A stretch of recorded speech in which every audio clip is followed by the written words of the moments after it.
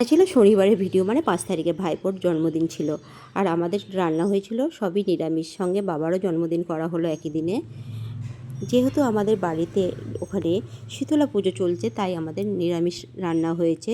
নিরামিষ হলেও নানান রকম রান্না করা হয়েছে।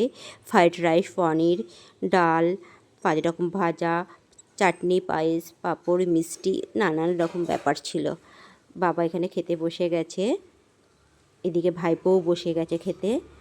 আজকে আমরা একটু তাড়াতাড়ি খাওয়া দাওয়ার পর্বটা মিটিয়ে নেওয়ার চেষ্টা করছি, কারণ আমরা যাব শীতলা মন্দিরে পুজো দিতে। মা ব্রত করেছে, তাই মা ভাত খাবে না। চলো, ভাইপো খেতে বসে গেছে, খাওয়া স্টার্ট করে দিয়েছে। আজকে ভাইপোর জন্মদিন, ও ভীষণ এক্সাইটেড। আবার মন্দিরে যাওয়া হবে। যাই হোক, ওর খাওয়া হয়ে গেলেই আমরা বেরিয়ে পড়বো। চলে এসেছি শীতলা মন্দিরে পুজো দিতে। মন্দিরটা কত সুন্দর, মায়ের পুজো শুরু হয়ে গেছে। এখানে সবাই বসে গেছে যারা ব্রত করেছে। মা বসে পড়েছে মায়ের পাশে, আমি একটু বসেছিলাম। কত ভিড় দেখেছো, আমাদের এখানে প্রচুর লোকে ব্রত করে, পুজো দেয়। ধুনো পড়ার পরে আমি মায়ের কোলে একটু বসে পড়েছিলাম।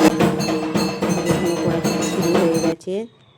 তারপরে দিয়াও দিদুনের কোলে বসেছে, দিয়া বসেছে, আর বাবু ছাড়ে, বাবুও গিয়ে বসেছে দিদুনের কোলে। আমিও বসবো, চলো বসে গেছে দিদুনের কোলে। এটা আমাদের যদিও নিয়ম আছে, ধুনো পড়ার পরে সবাই কোলে বসে প্রণাম করে, তাই আমরা সবাই একে একে বসে পড়েছিলাম। আর রাত্রিরে সেলিব্রেশন করা হচ্ছে কেক কেটে। চলো, ভাইপো কেক কাটছে এখন।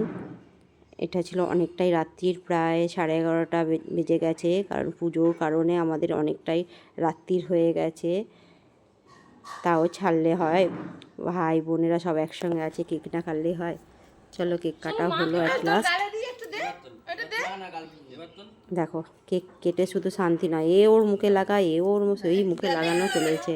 আর একজন দাঁড়িয়ে আছে দেখছে, বাবু ওখানে দাঁড়িয়ে আছে, যাচ্ছে দাদা ভাই, এই দৌড়ে গেছে। বড়দি ওখানে বসে আছে, নিচে মৌসুনাও বসে আছে, ওর মুখেও মাখিয়ে দিয়েছে। বৌদি হাত বাড়িয়ে আছে, আয় বাবু খাইয়ে দিই। হ্যাঁ, বাবুকে খাইয়ে দিল। দেখে বোনপো কেকটা কাটছে, বড় মামুনির কাছ থেকেও কেক খেয়ে নিল।